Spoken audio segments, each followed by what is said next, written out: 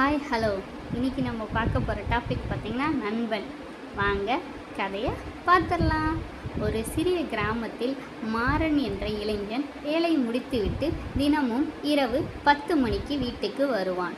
ஒரு நாள் இரவு 10-15 மணி ஆகியும் அவன் வீட்டுக்கு வரவில்லை. அவனுடைய அம்மாவின் ஃபோனிற்கு திடீரென்று மாறனிடமிருந்து ஒரு கால் வந்தது. அம்மா, நான் இன்னும் கொஞ்ச நேரத்தில் வீட்டுக்கு வரேன், கதவை திறந்து வச்சிரு. அவ்வளவுதான், கால் துண்டிக்கப்பட்டது. அம்மா நிம்மதியாக காத்திருந்தார். 10 நிமிடங்கள் கழித்து கதவு தட்டப்பட்டது. அவர் கதவை திறந்தார். வெளியில் மாறன் நின்று கொண்டிருந்தான்.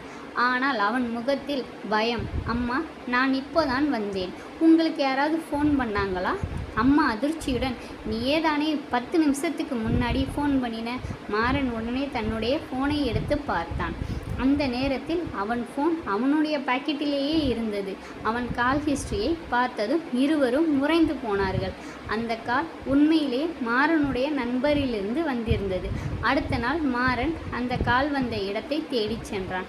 அது கிராமத்துக்கு வெளியே இருந்த பழைய பாலம். அங்கே அவனுடைய பழைய மொபைல் ஒன்று கிடந்தது. அதை பார்த்ததும் மாறனுக்கு நினைவு வந்தது.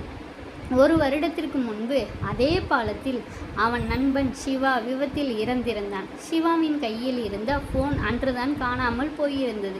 மாறன் நடுங்கியபடி அந்த பழைய ஃபோனை எடுத்தான். அதில் ஒரு கடைசி வாய்ஸ் ரெக்கார்டிங் இருந்தது. மாறா, நான் இங்கிருந்து போக முடியல, நீ மட்டும் வீட்டுக்கு போயிடு. மாறன் கண்களில் கண்ணீர் வந்தது. அந்த இரவு அவன் அம்மாவுக்கு வந்தது மாறனுடைய கால் இல்லை. 1 வருடத்திற்கு முன்பு இறந்த சிவா பயன்படுத்திய பழைய ஃபோனிலிருந்து வந்த கால். அன்று முதல் அந்த பாலத்தின் அருகே இரவு 10 மணிக்கு யாரும் செல்லவில்லை.